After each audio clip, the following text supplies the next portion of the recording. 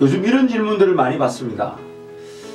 하나님의 우리에게 그 하나님 그분이 어떤 분인지 좀 보여주신다면, 그분의 형상, 그분의 존재를 우리에게 보여주신다면 우리가 예수님을 좀 더 잘 믿고 하나님을 좀 더 잘 섬길 수 있을 것 같은데 왜 하나님이 안 보여주시는지 정말 아쉽다고 그런 질문을 던지는 지체들 좀 만나게 됩니다. 아마 이 비디오를 보는 우리 지체들 중에서 그런 의문을 가지고 있는 지체가 있을 수도 있습니다. 그럼 한번 바꿔서 한번 생각해 봅시다. 하나님이 그럼 우리 가운데서 그분의 형상을 보여준다고 칩시다.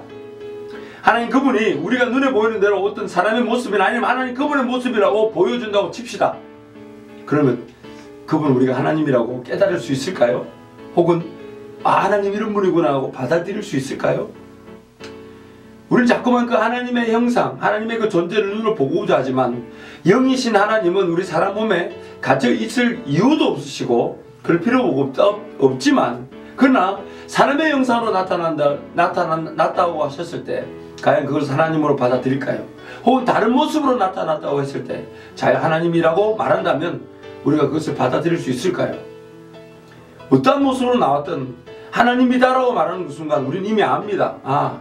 또 다른 인간이거나 혹은 제정신이 아닌 사람일 수 있다. 사실 하나님을 보고 싶다 하지만 하나님이 어떤 모습으로 나타나야 우리가 그 하나님을 깨닫고 볼 수 있을까요? 사실 우리 자체가 그 하나님의 모습을 보고 깨달을 수가 없습니다. 근데 하나님은 그 사람의 모양을 입고 이 땅에 나타나지 않으셨던 것도 아니었습니다. 2014년 전에 예수 그리스도께서, 하나님이신 그 예수 그리스도께서 사람의 몸을 입고 육신의 몸을 입고 이 땅에 오셨습니다. 그리고 사람들이 맛볼 수 없는 그 하나님으로서 나타내시는 기적과 능력과 이사, 병 고치고 귀신을 쫓아내는 듯한 어마어마한 일들을 메시아로서 하나님으로서 감당하셨습니다. 그러나 사람들은 그 예수님을 하나님으로 받아들이지 못했죠. 오히려 십자가에 못 박아 죽이고 말았습니다. 오늘 우리에게 지금 주어진 이 하나님의 사랑, 그래서 내가 하나님이 좀 이렇게 보여주시고 하나님이 이렇게 드러나시면 좀 더 잘 믿겠다고 하지만 실상은 우리의 구원은 그렇게 그 의문이 풀려진다고 해서 더 확신을 갖고 더 분명하게 믿어지는 것은 아닙니다. 오히려 성경은 이렇게 얘기합니다. 사도 바울은 로마서 1장 16절에서 내가 복음을 부끄러워하지 아니하노니, 내가 복음을 부끄러워하지 아니하노니, 그러면서 사도 바울이 이어서 나가는 얘기가 그렇습니다. 이 복음은 삶의 어느 순간에 좀 더 나은 삶을 위한 것도 아니고, 이 하나님을 믿고 예수 그리스도를 믿는다는 것 자체가 단순히 남은 평생의 삶에 뭔가 하나님의 그 더 나은 그 축복을 받는 그런 수준이 아니라 이미 아무도 하나님을 인정하거나 하나님을 절대로 섬기지 않겠다고 하는 그 사람들 가운데서 나타난 하나님의 능력이라는 것입니다. 왜 능력인 줄 아십니까? 하나님은요, 하나님 그분을 온전히 드러내려고요, 창조 만물 속에서 그분이 밝히 보여 알 수 있도록 창조 만물 구석구석 정말 그 모든 과학적이든 혹은 우리가 생각지 못한 초월적이든 간에 창조 그 세계 속에서 하나님을 철저하게 깨달을 수 있도록 만들어 주셨습니다. 심지어 우리 안에, 우리 사람 안에 하나님을 알만한 것을 넣어 두셨습니다. 하나님이 알만한 것이 우리 안에 있다고 말씀하고 있습니다. 그런데 그 사람들이 하나님이 알만한 것이 우리 속에 있음에도 불구하고 그 하나님을 인정하지 않더라는 것입니다. 하나님은요, 시도해보지 않은 방법이 없었습니다. 여러 가지 방법들이 있었죠. 가죽옷을 지어 입히시기도 하셨고, 아무도 인정 안 가운데 아브라함이라는 한 사람을 택해서 민족으로 시작하게 하셨고, 애국 가운데서, 이집트 가운데서 하나님 백성답게 살아가지 못하는 그 백성들을 이끌어내오기도 하셨고, 민족으로 키우기도 하셨습니다. 갖가지 방법을 써서, 심지어 우리가 잘 아는 대로 아무도 하나님 인정하지 않는 중에 노아라는 한 가정을 통해 물로 심판을 해버리고 다시 시작하기도 하셨습니다. 그래서 그 노아의 세 자녀를 통해서 지금의 우리 민족에까지 이렇게 확산되어 온 거 아닙니까? 하나님은 모든 방법을 다 동원해 보셨습니다. 그래서 하나님을 섬길 수 있도록, 알 수 있도록.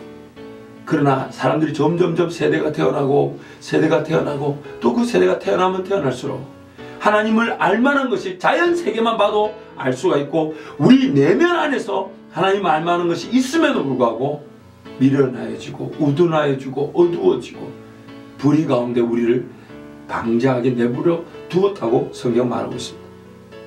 그래서 하나님은 이제 다른 방법이 안 된다는 걸 아시고 하나님이 택하신 방법이 뭐냐면 바로 하나님 그분만이 하나님 누군가를 선택하셨어. 왜? 아무도 하나님을 예배하지 않고 하나님을 섬기지 않으니까. 아무도 하나님을 알만한 것이 있음에도 불구하고 창조세계를 봐도 하나님을 발견할 수 있음에도 불구하고 미련하여지고 우둔하여지고 어두워지고 허망하여져서 아무도 하나님을 예배하지 않고 섬기지 않으니까. 그리고 그렇게 지옥길을 걸어가니까 하나님 일방적으로 손을 내미셔서 누군가를 선택하셨습니다. 그리고 그 선택한 그 사람으로 하여금 성령께서 그 안에서 죄인임을 깨닫게 하시고 회개하게 하시고 입술로 고백하면서 하나님을 예수 그리스도를 주로 시인하게 만드실 수밖에 없었습니다. 그 방법 외에는 다른 방법이 통하지 않았습니다. 오늘 우리에게 주어진 이 구원, 그래서 하나님은 하나님의 선택으로 일방적으로 더 이상 그 사람에게 묻지 않으시고 기대치 않으시고 자연세계나 혹은 그 속에 하나님을 알만한 것이 있는 그 상태로 기다리지 못하셔서 일방적으로 선택하시고 깨닫게 하시고 죄인임을 고백케 하시고 예수 믿게 만들어 주셨습니다. 이것이 바로 우리가 복음, 예수 그리스도를 믿는 믿음 안에 거하게 된 것입니다. 그래서 사도 바울이 선포하는 것입니다. 내가 복음을 부끄러워하지 아니하노니 하나님의 능력이 됨이라. 오늘 저와 여러분에게 허락하신 이 구원의 사랑, 사실 전도라는 것도 마찬가지입니다.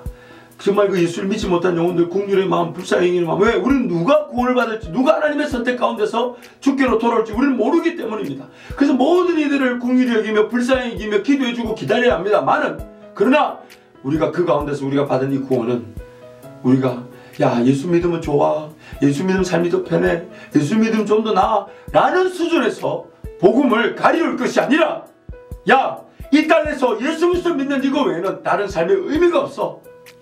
예수 믿는 것 외에는 우리를 죽음에서 건질 자가 아무도 없어. 예수님만이 우리의 구원이고 하나님의 선택만이 우리가 구원을 받을 수 있는 유일한 방법이야 라며 복음을 자랑할 줄 알고 복음에 대한 특권의식을 가지고 복음에 대한 담대함으로 세상을 살아가야 될 줄 믿습니다. 특별히 이번 주일날 우리 예배 후에 3시 30분에 이 로마서 말씀을 좀 더 집중해서 살펴볼 것입니다. 우리 모든 우리 지체들이 콘서트홀에서 다시 모여서 좀 더 깊게 이 로마서 말씀을 좀 더 보는 기회가 될 것인데 여러분 많이 참석해 주시고, 특별히 이번 주일은 우리 모퉁이돌 선교회 북한사역 전문단체인 모퉁이돌 선교회 이상 목사님께서 우리 교회를 방문해 주십니다. 북한 공산당에게 직접 끌려가셔서 약 60일 넘는 시간 동안 핍박과 고문과 거의 죽음 직전에 갔을 때 하나님이 극적으로 건져주신 그 은혜가 분명하신 분입니다. 여러분 이상 목사님을 통한 예배도 기도해 주시고 기대해 주시고, 또한 예배 후에 3시 30분 우리 콘서트홀에서 있을 로마서 강의, 로마서 성경 공부에도 원래 회비가 5,000원이었는데 무료로 제공합니다. 여러분 더 하나님 말씀을 풀어, 그래서 우리가 더욱더 담대히 복음 앞에서 자랑할 수 있는, 복음을 자랑할 수 있는 자들로 세워지길 간절히 기도합니다.